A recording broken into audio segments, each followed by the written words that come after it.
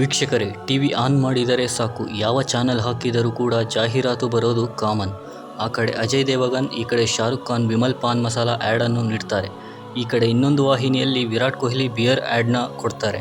ಇಂತಹ ಅನೇಕ ಜಾಹೀರಾತುಗಳ ಬಗ್ಗೆ ನೀವು ನೋಡೇ ಇರ್ತೀರ. ಸೂಕ್ಷ್ಮವಾಗಿ ಈ ಜಾಹೀರಾತನ್ನು ಗಮನಿಸಿದರೆ ಅದರಲ್ಲಿ ಅಡಗಿರುವ ನಿಗೂಢ ಸತ್ಯವು ನಿಮಗೆ ಅರ್ಥವಾಗುತ್ತದೆ.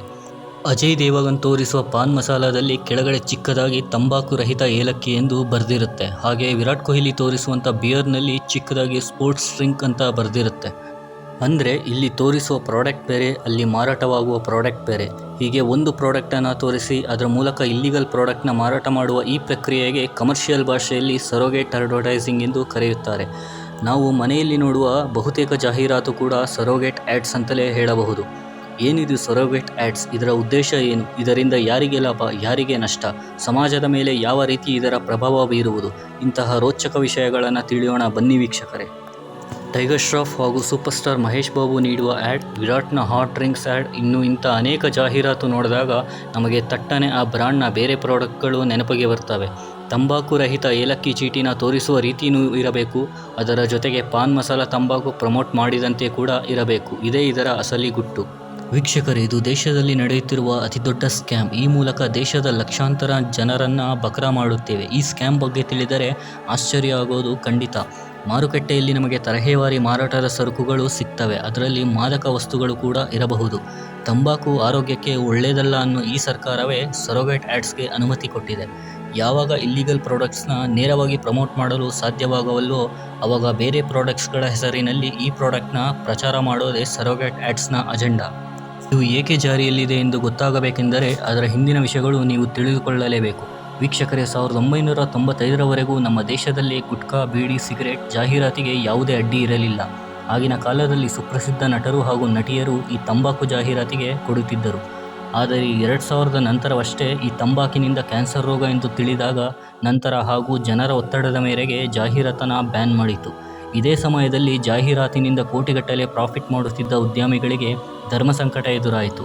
ಈಗ ತಂಬಾಕು ಪ್ರಾಬ್ಲಮ್ ಅಲ್ವಾ? ತಂಬಾಕು ರಹಿತ ಗುಟ್ಕಾಗಳನ್ನ ಮೌತ್ ಫ್ರೆಶ್ನರ್ ಜೊತೆಗೆ ತಂಬಾಕು ಇರುವ ಪಾನ್ ಮಸಾಲ ಎರಡನ್ನೂ ಉತ್ಪಾದಿಸಲು ಶುರು ಮಾಡಿದರು. ಕಾನೂನಿನ ಪ್ರಕಾರ ತಂಬಾಕು ಜೊತೆ ಮಿಕ್ಸ್ ಮಾಡಿ ಏನು ಮಾರುವಂತಿಲ್ಲ, ಆದರೆ ಸಪರೇಟ್ ತಂಬಾಕು ಮಾರಬಹುದು. ಇದನ್ನು ಅರಿತ ಕಂಪನಿಗಳು ಎರಡನ್ನೂ ಪ್ರತ್ಯೇಕ ಮಾಡಲು ಶುರು ಮಾಡಿದರು. ಅಡ್ವರ್ಟೈಸಿಂಗ್ಗೆ ಮಾತ್ರ ತಂಬಾಕು ರಹಿತ ಚೀಟಿ, ಅದರ ಜೊತೆಗೆ ಅಂಗಡಿಗಳಲ್ಲಿ ತಂಬಾಕು ಪಾನ್ ಮಸಾಲ ಮಾರೋದು.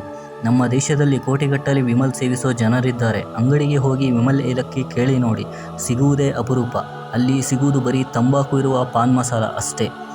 ಇನ್ನೊಂದು ವಿಷಯ ಏನೆಂದರೆ, ಬಿಹಾರದ ಲ್ಯಾಬ್ನಲ್ಲಿ ಈ ಗುಟ್ಕಾ ಟೆಸ್ಟ್ ಮಾಡಿದ ನಂತರ ಭಾರತದಲ್ಲಿ 12% ಹೆಚ್ಚು ಪಾನ್ಗಳಲ್ಲಿ ನಿಕೋಟಿನ್ ಜೊತೆಗೆ ಮೆಗ್ನೀಷಿಯಂ ಕಾರ್ಬೋನೇಟ್ ಎಂಬ ಅಪಾಯಕಾರಿ ಕೆಮಿಕಲ್ ಇರುವುದು ಕೂಡ ಬೆಳಕಿಗೆ ಬಂದಿದೆ.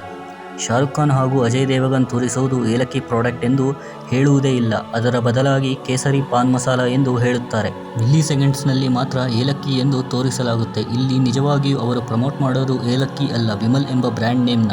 ಇನ್ನು ಇವರಾದರೂ ಈ ಪಾನ್ ಮಸಾಲನ ಸೇವಿಸ್ತಾರಾ ಅಂದರೆ ಅದು ಕೂಡ ಇಲ್ಲ. ವೀಕ್ಷಕರೇ, ನೀವು ಗಮನಿಸಿದರೆ ಪ್ಯಾಕೆಟ್ ಓಪನ್ ಕೂಡ ಆಗಿರುವುದಿಲ್ಲ, ಬರೀ ಬಾಯಿ ಹತ್ರ ಇಟ್ಕೊಂಡಿರ್ತಾರೆ ಅಷ್ಟೇ.